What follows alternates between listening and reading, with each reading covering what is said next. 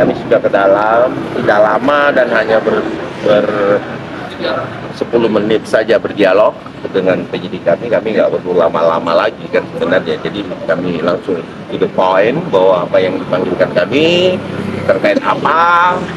Kami tiba-tiba kok dipanggil karena kami anggap sudah selesai sebenarnya pemeriksaan kan. Namun pun demikian ternyata sampai di dalam kita diberikan SP2T, surat pemberitahuan penetapan tersangka. Ya, nah, ini sudah diberikan tembusannya. Dan di sini teman-teman, kita lihat memang penetapan ini ada 1, 2, 3, 4, 5, 6, 7, 8 ya, 8 ya total ya, termasuk dokter forensik ya. Ini terus kemudian SP2HP-nya, karena di sini diuraikan bahwa pemeriksaan itu tahapannya seperti apa, itu sudah betul-betul komprehensif. Dan setelah sampai di dalam, pesan saya sangat sederhana sekali ya, bahwa Bang besok kalau diperiksa apakah ditahan atau enggak nih. Terus saya bertanya kepada penyidik, saya boleh bermohon nggak? Boleh Bang. Apa itu permohonannya? Permohonan secara lisannya bisa nggak sih dilakukan penahanan gitu? Ya sah-sah saja Bang kalau untuk permohonan penahanan dan lain-lain sebagainya. Kemudian besok akan dipanggil para pelapor ini atau para tersangka ini untuk diperiksa sebagai tersangka.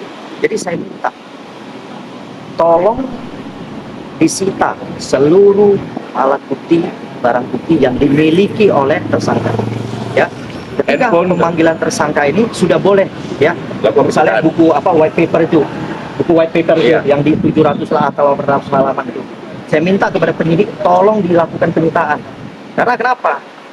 Ketika penyidik tidak melakukan penyitaan dan buku ini ketika disebarkan, ya ini kan sudah masuk lagi dalam suatu rangkaian pidana baru. Jadi untuk supaya itu tidak dilaksanakan lebih jauh, jadi saya minta kepada penyidik untuk dilakukan sita terhadap barang-barang bukti milik daripada terlapor atau tersangka. Oke? Nah yang kedua, saya bilang kepada penyidik bahwa perbuatan ini sudah dilakukan terus-menerus. Ya, sudah dilakukan terus-menerus, berulang kali, berlanjut, sehingga ya secara subjektif penyidik boleh melakukan penahanan. Karena jelas ketika suatu perbuatan dilakukan berulang-ulang, maka penyidik sudah menilai, sudah bisa mengambil suatu kesimpulan bahwa ya kan perbuatan ini diulang-ulang, maka si terlapor atau tersangka sudah layak untuk dilakukan penahanan.